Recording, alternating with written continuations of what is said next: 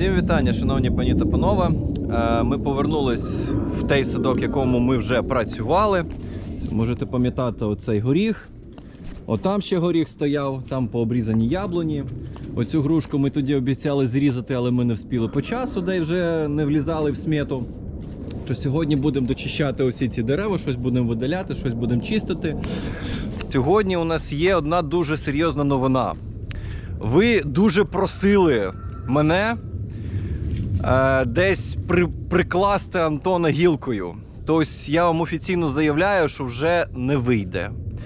Бо Антон купив на силу, він собі придбав шолома. Але ви знаєте, коли він сказав, що він буде собі придбати шолома, я думав, що він собі, максимум він собі купить якогось китайського Klimp Technology десь приблизно за 2000 гривень та й буде собі радіти, як мала дитина.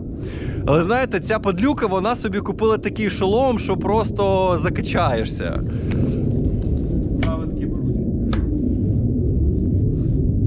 Щоб ви розуміли, це Protos Funner. Коштує як крило збитого Боїнга. А китайський шолом я вже був купив. Один раз ходів, на півдерева виліз і такою.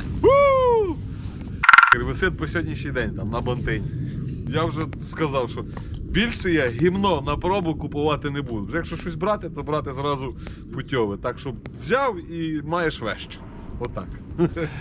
Так що от, у напарника Арбумена Protos Funner, а у Арбумена Petzl Vertex Best. Але це тільки поки. Це невеличкий спойлер.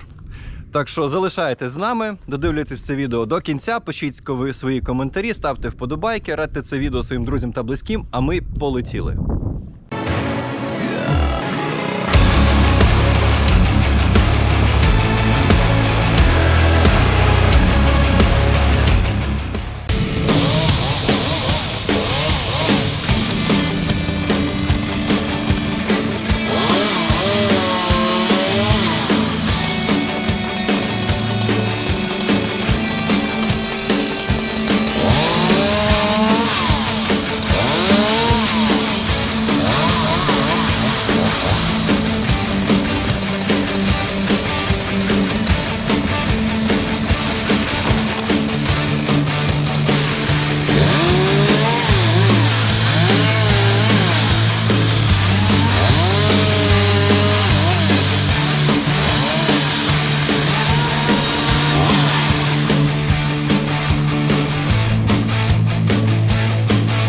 І що, як то воно перші відчуття? Пойдет. Нормально? Зручно? Набагато зручніше, ніж всякі китайські. Чуєте?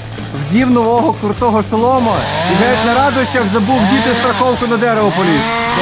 Да. Я вже в такому шльомі, що я вже майже як крилами поспішу. Літаю, розумієте? Шльом він зразу можливостей додає, як Red Bull, коли надає крила. Отакий наступний корч. Тепер залишилось продратися через усі ці джунглі і ліани.